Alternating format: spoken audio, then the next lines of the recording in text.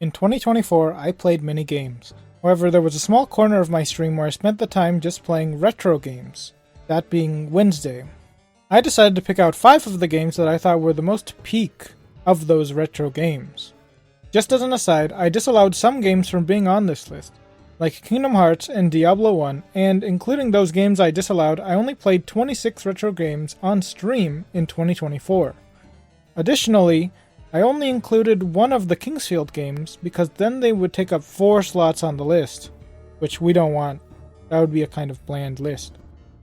Lastly, some of the games had a retro feel or basis, but weren't actually retro games, and one of those did make the list. I will explain this later when I get to that game. To start off this list, I had to start with the incredible Insane Aquarium. Having only really played this game as a kid on those laptops and Sam's Clubs that had Wild Tangent, it was a great experience to fully absorb this game over a decade later. This game, coming out in 2001, which was a surprise to me, is a simple aquarium simulator in space. The goal is simple: get the egg to expand your aquarium. However, as always, it is about the journey and not the goal. Yes, you can get useless fish like Presto, or acquire the illustrious Shrapnel, known bane of fish kind everywhere, but the dopamine rush that occurs when the player has to gather the funds necessary to acquire the egg parts encompasses the feeling of catharsis. The player usually starts each level with a humble single fish, but that single fish quickly blossoms into computer crashing amounts of fish. And if not computer crashing, the amount of coins and gems they generate is certainly carpal tunnel syndrome inducing. This game is fun. It is a game by Pooepw. Pooepw were the kings of making fun early computer games, so it earns a spot on this list. At number 2, I have the game Riven. Riven was an amazing puzzle game that followed up the incredible Myst game. It is the second in the series. Though it stumped me a few times to the point where I had to use a guide, the puzzles of this game were wonderful. Speaking more on those puzzles, I especially enjoyed puzzles that involved different colors. In the most literal sense, those styles of puzzles made the player connect the dots. These moments of eureka were great to come upon. Looking at the bad parts of the game, there were a few moments that were a bit too subtle or confusing puzzle-wise, hence the need for me to use a guide. For instance, the part where the player had to select the correct animals was confusing because many of the animals were of similar type.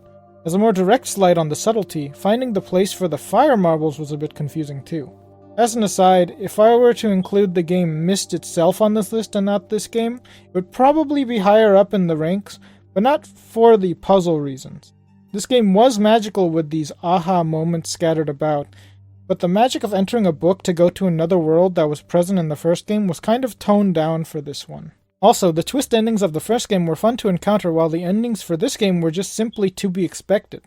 Not to say that those endings were bad, mind you. I enjoy when games show you the consequences of willingly missequencing your actions. All in all, this was one of the watershed games of the puzzle genre, and I enjoyed it.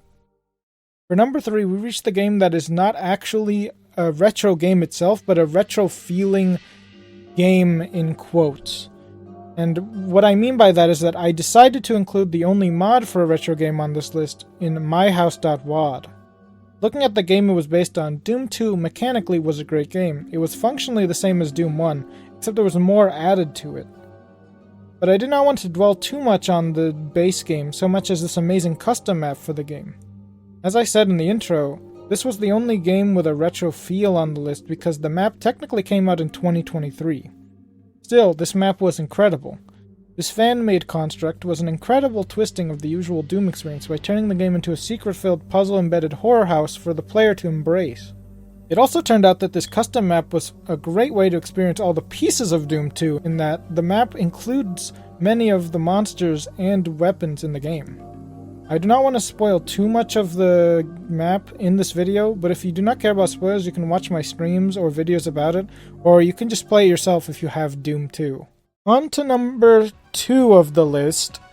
Of the retro games on this list, number 2 was one of the most open gaming experiences that I've ever encountered at all, period. Regardless of whether or not a game has been retro or not. Hailing from the year 2003, Postal 2 was a game that asked the player to simply go get milk and cash in your paycheck. Then the developers got bored and put in all these other things you can do in town. Sporting a solid 16 difficulties, this game really enables the player to play however they feel, but spotlighting what actually lets the player do whatever they want. The game has no chaff at the beginning. The game expresses an intro, which is skippable, and then the player is placed into the world. As I said earlier, the player must get milk, but they can go about it whatever way they want. If it turned out that the player wanted to go into the sewer behind the first area, they could do that before anything else. This freedom in the game formulated many different ways to perform the tasks of this game. It is this openness to the game that makes this game stand out as a great experience with high replayability, which is rare for retro games. The only critique I have with this game is that it did not lean on the going postal theme as hard as the previous postal game in the series did. Not to be a killjoy, however, I welcome the silliness of the game that took its place. This game has so much content to experience in it that it should be played by the masses, but consider adding it to your retro game repertoire. Before the number 1 slot, I would like to include some honorable mentions that either barely did not scrape the top 5 of last year or were simply not allowed to compete, starting with Pokemon Generations TCG ROM Hack, which was from 2023, but the base game of Pokemon TCG GBC is from 2000. This ROM hack was a great diversification of the card pool in the game, but I did not want to include it in the same way MyHouse.wad made it onto the list, because it wasn't really like an extreme change to the game or overhaul.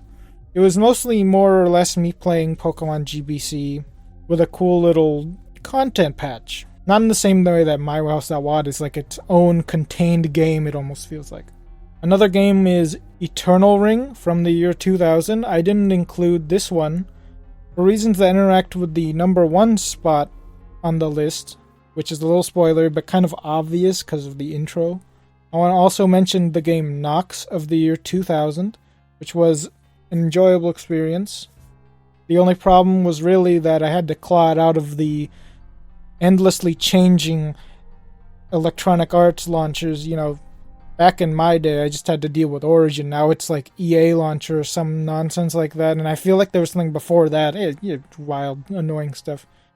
And then I also want to shout out Silent Hill 1, which I played from 1999, and it was one of the far superior horror games I played last year, but I'm just not really that into horror games, so to speak. I'm not like super horror head, so this is kind of a personal choice. I love playing that game, especially in how it was so fleshed out for a game from 1999. And now I feel I am ready to gush about the number 1 retro game I played in 2024. Now, if you watch my streams, you should already know that the number 1 slot would have been this game. If you still haven't seen or understood, I am quite a bit of a From Software head. In this last year, I was able to experience quite a bit of early From Software. In playing the games of the Kingsfield series, I glimpsed into the pre-Souls-like era of From Software. All these games were great, but I had to just settle with one of them, and I've selected Kingsfield 4 from the 4 Kingsfield games. The 4 main Kingsfield games. I'm not including the PSP games, of course. Kingsfield 4 stands out among the franchise for rather obvious and mundane reasons. Being the 4th and last game in the series, it is the most fleshed out. The soundtrack for the game is banger after banger, the character system has more subsystems rooted in the previous game's iterations on it, including even Shadow Tower, and the world is chock full of secrets for the player to consume just like its predecessors. If I wanted to plague my list with only this game series by giving these 4 games to the top spots on this list, it would be just Postal 2 at number 5, and then Kingsfield 1, Kingsfield 2, Kingsfield 3, and lastly this game. And this is for the exact same mundane reasons. The games would just go in order because the game systems are all built upon each other in sequence.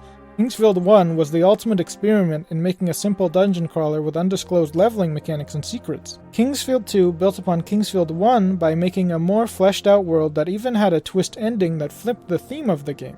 Kingsfield 3 built even more on this gameplay by adding special endings for completing the game by doing specific things, also taking the player out of the dungeon and into the open world, while also birthing the worst dungeon in human history, way worse than Sin's Fortress. And finally, Kingsfield 4 is the culmination of the Kingsfield games and other early From Software games, with the fleshed out character system as stated previously, and a much larger world to explore. Oh, and I also forgot to mention in my script here, but as I said with Postal 2, these games have the rare tick of replayability for a retro game. Very rarely do I feel like I have much replayability with a retro game. I'm probably going to replay this game and do some challenge runs of it and then post them in this year, in fact. It was such a fun game to play through and try different builds in that still holds a dark reality that we will never get another game or remaster of this series. See what I did there? Dark reality. Okay. And that is my list for the top 5 retro games that I streamed in the year of 2024. I hope to play more retro games this year, especially games that I have never experienced before. I want to thank you for watching this video, and I want to thank Emulation for the ability to not only preserve many of the games that I played last year, but also the fact that Emulation has enabled the ability to modify said games. Leave your hate comments down below about how I did not include a game like Echo Knight on this list, discuss about why the dwarf has only his toes free without boots, or what they smell like in the game Sacred, or simply gush about how Shrapnel from Insane Aquarium just gets better and better every time you look at him. See you next time.